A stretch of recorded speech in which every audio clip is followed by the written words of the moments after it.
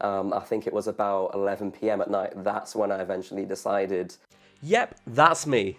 I finally achieved one of my goals on my bucket list in August 2019, and that was to be on TV. So this is a story all about how my life got flipped, turned upside down. This is a story all about how I managed to get onto Sky News. So last year in August 2019, I finally went on TV for the first time. Let me take you back a bit to the thing which actually got me on the news. So today's A-level results day and I have just got my results. So this video here was uploaded in 2016. It's a video that I uploaded which shared my A-level results to the world. I showed exactly what I got and my reaction to the grades that I got for each subject. Why did I do this? I recorded this for myself to not only have a little memento to take away from education, with this being literally my last ever year in education, because everything that I'd done in education led up to this very moment, and this was it for me. I wanted to be able to remember this moment, because after this point, there was no more mandatory education. And then the other reason I recorded it was for everybody else on the channel. It was to show people that even if you're disappointed with your results, it's still fine to share them. You can still carry on with everything you want to do in life with the results you have. Now, obviously, when I was recording this, I didn't know what my results were going to be. They could have been the worst results I'd ever received, or they could have been the best results I'd ever received. Whatever was going to happen, I was going to show it on camera, and my real reaction was going to be shown on camera. So if it did all go wrong, you would have seen. Now, luckily for me, my grades were good. There was one result that I was very, very disappointed with, but I had an action plan after that. Anyway, that's besides the point. That's the video that I uploaded. This video ended up getting me on Sky News. Now how, you may be asking? I asked myself the same question. Turns out that some people on news channels wanted to talk to previous students about how they felt about their results, with me being one of them. I was approached by a Sky News reporter on Twitter called Layla Hudson. She tweeted me on August the 1st, 2019. Now I remember this day because I was heading back from working in London for the day. I was really, really tired. I was falling asleep on the train. And I saw the notification pop up and thought I was dreaming, quite literally. I was tired, I was falling asleep. I got off the train at the other end in Bath, and then I got in the car with my family to be taken home. Now I was still like really tired because I actually fell asleep on the train for the first time in ever, but I noticed that the notification that I thought popped up in the dream was still on my phone. And the notification was a tweet from Layla, which said, "Hey, hope you're well. Just watched your A-level results day reaction vid from a few years ago. Keen to chat to you about it for Sky News. Please DM me for more info. Thanks, Layla." I was like, what? There's no way. I had to check her profile just to be on the safe side, and sure enough, her bio added up, her tweets added up. She was tweeting people all the time for things about Sky News, and if you Google her name, I'm pretty sure she had a LinkedIn profile for Sky News, so it was the real deal. I then sent her a private DM back saying, "Hey, I'm just getting back to you regarding your A-levels tweets. I'm interested." And honestly, I was super excited to hear back from her as well. I say super excited, I was super excited. Next day, Layla responded saying, "Hi Fraser, so sorry for the late response. Thanks for getting back to me. How are you doing? I'm putting together some coverage for A-level results day and we're looking to speak to people who received their results a few years ago about how daunting that day was, what they've been up to since, whether the results impacted their life decisions, etc. Do tell me a bit about yourself and where you're based if you're keen. I'm looking to do pre-recorded interviews with people in the next week or two, and I'm looking for a mixture of people.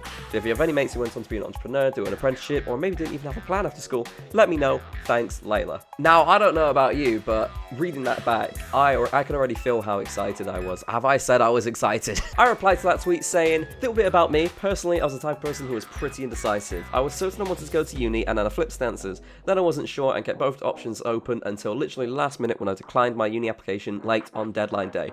I've now finished the 2-year apprenticeship and I'm now working full-time. During the week I'm based in Bristol for work, and I said that I should be free for the next couple of weeks that she wants to do the pre-recordings for." Layla then asked me a few questions, just a little bit more about myself and what I was doing in education. And then after, she tried to get a feel for my schedule to see when she could slot me in to be interviews. Talked a little bit more about myself and what I was doing in education, let her know my times that I was available, and she said, "Thanks, perhaps I could give you a call tomorrow to talk through your journey in a bit more detail and work out your availability between now and the 14th, and we had a phone call. The phone call was basically reiterating over some of the things that we talked about previously in direct messages, as well as getting a little bit more information out of me that you just can't convey over messages. I guess it was basically just to make sure that the content that she was looking for was set for the interview and it was suitable. And luckily, it was. The call went great, and she scheduled a cameraman to come around my house. And when I say cameraman, it isn't just like one of those things where a guy rocks up with a camera and he's just recording you, and there's an interviewer in the room. It was a little bit more.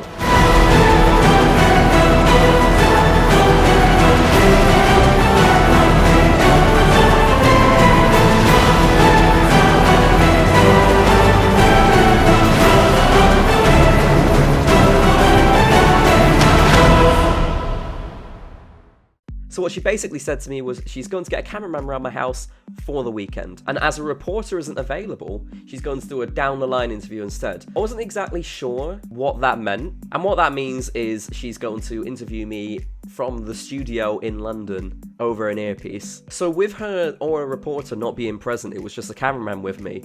That means the interview footage was being streamed live to London. This is literally what rocked up at my house. It was the full streaming van. There was a dish on top of the van which was communicating with Sky News in London.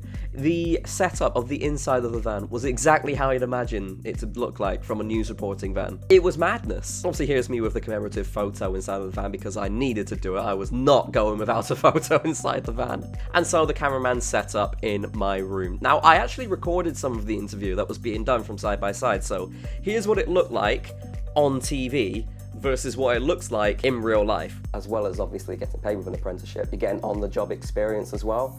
And when going into IT, you do need some real-life experience in order to progress in that field. Obviously, with a reporter not being present, I had to pretend I was being interviewed by someone in the room. So I was actually looking at my door, pretending there's an interviewer there, where actually she was in an earpiece in my ear, giving me questions whilst the cameraman was recording me. If you want to see the full interview, I've uploaded it as an unlisted video in the description down below. I think there are some rights reasons why I can't publicly publish the full interview because it is Sky's property. I've just checked, I am actually allowed to publish it as a public video, but I'm going to keep it unlisted anyway. Fun fact, I also didn't reveal my surname before that interview. So Sky News was basically the start of me revealing my surname to everyone, which now obviously everybody knows. It was as simple as that really. One video that I uploaded from my own personal memory and for the viewers of my channel ended up exploding into a proper Sky News interview. That was aired on the morning news program on A-level results day on August the 15th, 2019. Will there be any more in the future? I don't know, but if you're a news reporter looking to hit me up, feel free to do so. I loved it to bits. The excitement was through the roof. It was so thrilling, and it's probably one of those once-in-a-lifetime experiences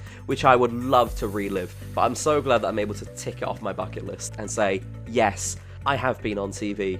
And it was for me. I wasn't just there in the background going, yay! So that's my story. I thought it would be about time to make the video with it coming up to the 1-year anniversary of being on TV for the first time.